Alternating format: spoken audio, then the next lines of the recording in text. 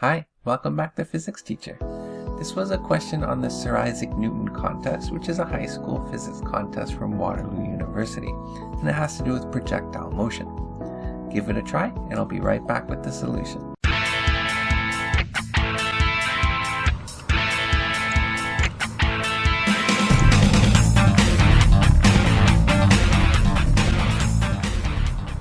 So in this question, a ball is hit from ground level and then just makes it over a fence.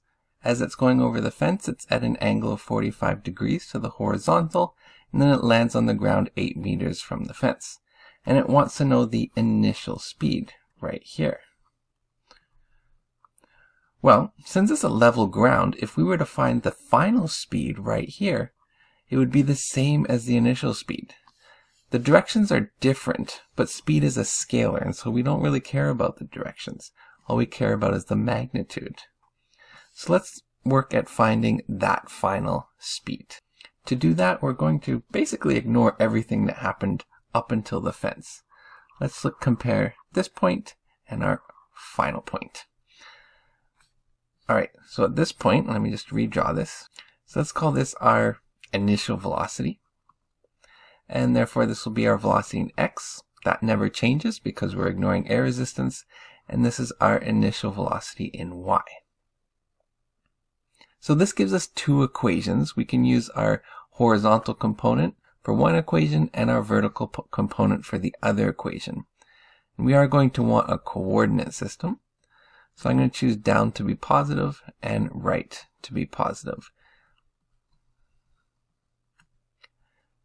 Alright, so one equation then, if we look at our horizontal component, we have displacement in x equals speed in x times time, where displacement is from here to here, so 8 meters, which equals speed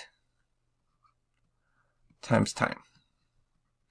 Our other equation, which would be in y, is displacement in y, is our initial velocity in y times time, plus 1/2 times acceleration, which is acceleration due to gravity, times time squared. Now, because the angle is 45 degrees, our horizontal component is going to be the same as our vertical component. At least their magnitudes are anyways. So I can just rewrite this as Vx times time. And I know what Vx times time is. It's 8. Alright, so delta dy is 10. And that's going to equal 8 plus 1/2 times 9.8 times time squared. So this is now an equation I can use to solve for time, and that'll be the time it takes to go from here, let's call this point A, to the ground, point B. So rearranging, we can bring 8 to the other side, and we get 10 minus 8, which is 2. 1/2 times 9.8 is 4.9 times time squared. Divide by 4.9 and take the square root, and we get time to be 0.639 seconds.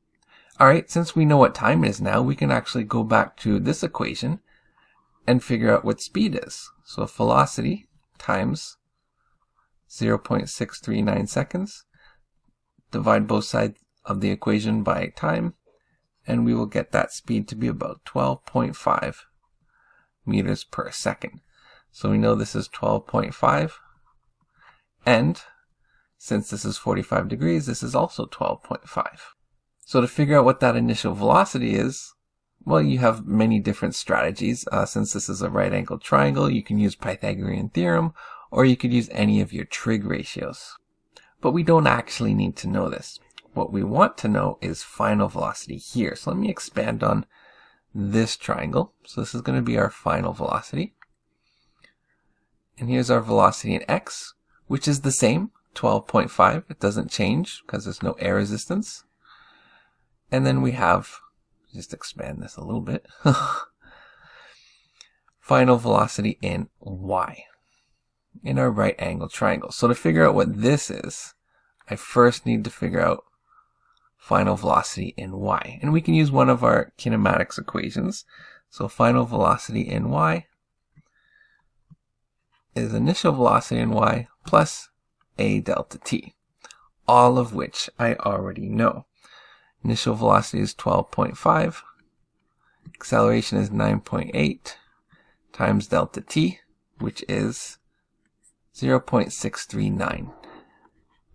And when you plug those in your calculator, you'll get final velocity as 18.8 meters per second. This is meters per second. So here we have 18.8 meters per second. And then once again, you can use whatever strategy you want to figure out what that final velocity is, which is the same as this very start initial speed. And Pythagorean theorem, trig ratios, anything will work. If you want to use Pythagorean theorem, your final velocity is the square root of 12.5 squared plus 18.8 squared, which is 22.6 meters per second, or our answer is A.